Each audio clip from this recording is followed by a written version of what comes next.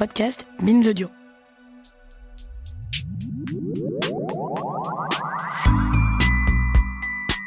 C'est la vérité, je t'ai prédit.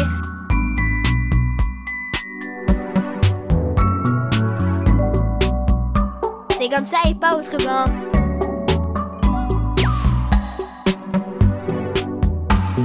Jusqu'à preuve du contraire. Toi là. Quoi, moi? Oui, toi. Ça te dit un jeu de piste? Bah ouais, mais qu'est-ce qu'on cherche? Les grandes femmes qu'on ne trouve pas dans les livres d'histoire. Suis-moi, on va les retrouver. Direction Paris. On est en 2024 à la cérémonie d'ouverture des Jeux Olympiques. Les bords de Seine sont pleins à craquer et dans quelques secondes, tu vas comprendre pourquoi je t'ai emmené ici. Regarde bien. Qu'est-ce que je dois regarder? Ça se passe sur l'eau. Enfin, sous l'eau. Sous l'eau? Mais qu'est-ce que... Oh, waouh! Il y a des statues en or qui sortent de la Seine. Là-bas, c'est Alice Guy, la toute première réalisatrice de cinéma de l'histoire. En 1896, alors que tout le monde disait que le cinéma était une affaire d'hommes, Alice tournait déjà ses premiers films. Plus loin, il y a Simone Veil et Simone de Beauvoir, deux grandes penseuses qui ont consacré leur vie à se battre pour les droits des femmes. Et juste là, c'est Jeanne Barret, la première femme à avoir fait le tour du monde, déguisée en homme, parce que les femmes n'avaient pas le droit d'embarquer sur les bateaux. Comme Mulan, quand elle s'est fait passer pour un soldat pour rejoindre l'armée à la place de son père. J'ai beaucoup entendu parler de toi, femme Mulan. Tu as volé l'armure de ton père, t'es enfui de chez toi, pris l'apparence d'un soldat, abusé ton officier commandant, déshonoré l'armée de Chine, détruit mon palais et... tu nous as tous sauvés. Très juste, à la différence que Jeanne Barret n'avait pas de dragon et le GPS n'existait pas à l'époque. Tournez à droite dans 150 mètres. Ces 10 femmes ont marqué l'histoire. Mais pendant longtemps, l'histoire n'a marqué nulle part ce qu'elles avaient accompli. Ni dans les livres, ni sur les plaques de rue. Elles sont restées invisibles. Invisible? Mais normalement, c'est un super pouvoir. Sauf que là, ça a pas l'air super du tout. C'est pour ça qu'il était temps de sortir ces femmes de l'ombre. De l'eau. Allez, étape suivante, direction la Tour Eiffel. Premier étage. C'est haut. On est à 57 mètres de hauteur. Mais ce qui nous intéresse se passe juste sous la rambarde. Dans le vide? Regarde, tu vois les noms gravés en lettres d'or sur la Tour Eiffel? Il y en a 72. Ce sont des savants, des ingénieurs, des mathématiciens, des physiciens, des inventeurs, que des hommes français du 18e et 19e siècle. Et les femmes alors? Me dis pas qu'on les a encore oubliées. Et si, jusqu'à ce qu'une touriste pose la question. Elle demande où se trouve le nom de Marie Curie, une grande scientifique qui a reçu 2 prix Nobel. Pour info, le prix Nobel, c'est une récompense qu'on donne à des personnes pour leur travail en faveur de l'humanité, à travers leurs découvertes, leurs inventions, leurs œuvres littéraires ou leurs actions pour la paix. Mais pour revenir à nos moutons, le guide, un étudiant de la Sorbonne, C'est moi. réalise alors qu'il n'y a pas une seule femme. Et c'est là qu'il a une super idée. En 2027, 72 noms de femmes scientifiques seront gravés juste ici, au premier étage. La Dame de Fer portera encore mieux son nom. Enfin, c'est 72 noms. Eh ben merci les touristes. Prochaine étape de notre jeu de piste, direction Salzbourg, en Autriche, en 1763. Tu vois ces 2 enfants qui répètent leur musique?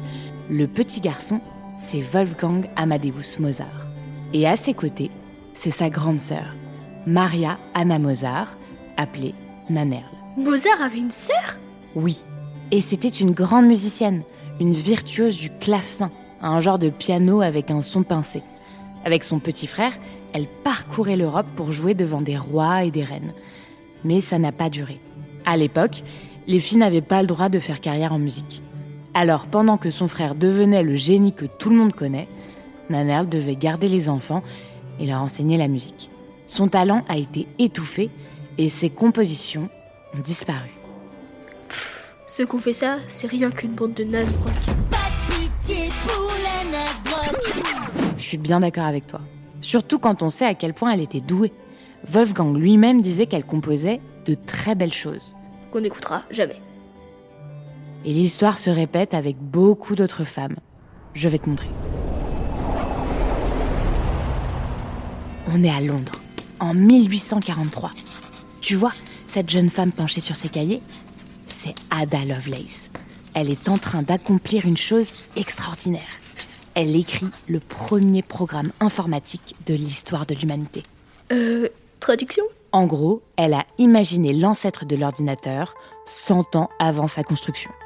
Ada était une véritable visionnaire, mais une fois de plus, elle a été éclipsée par Charles Babbage, l'inventeur de la machine sur laquelle elle programmait. Il faudra attendre les années 1980 pour que son travail soit mis en lumière. Grâce à la culture tech, Ada est enfin reconnue comme une super héroïne geek. Pourquoi il y a tout qui tremble ?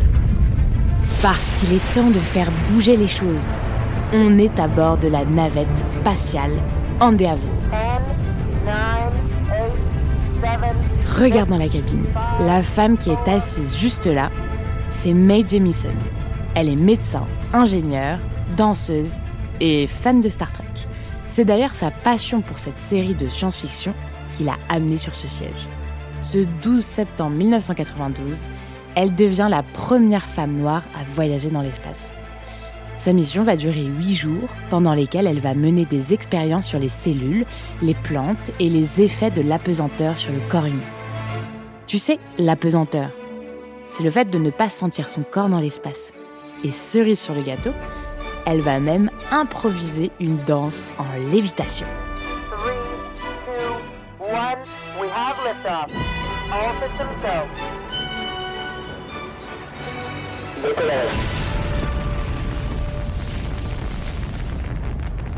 Ça me donne envie de citer je sais pas qui disait « C'est un petit pas pour l'homme et un grand pas pour les femmes J'adore cette citation. » Et moi, j'adore Mae Jemison.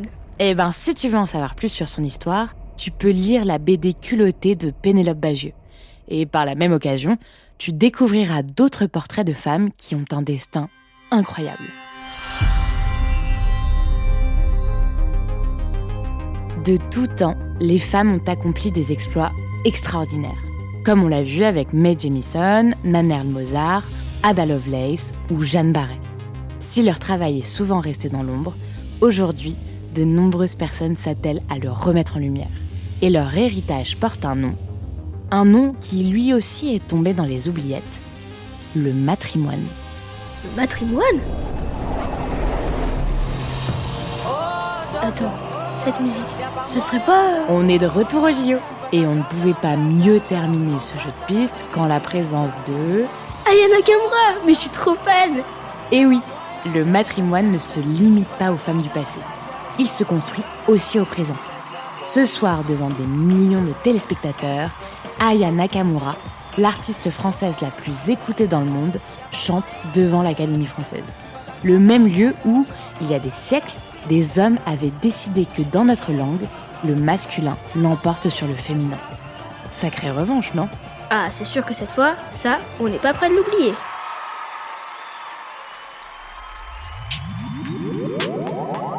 Jusqu'à preuve du contraire est un podcast de l'Alliance Sorbonne Université produit par Binge Audio.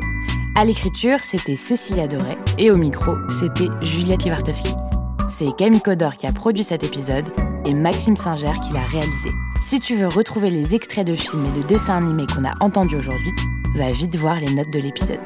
Et si tes parents sont avec toi et qu'ils ont envie d'aller plus loin, il existe une version expert de cet épisode. Vous pourrez retrouver la chercheuse Sandrine Aragon qui nous a aidés à ne pas dire de bêtises. On vous met le lien juste en dessous. À bientôt pour une nouvelle exploration.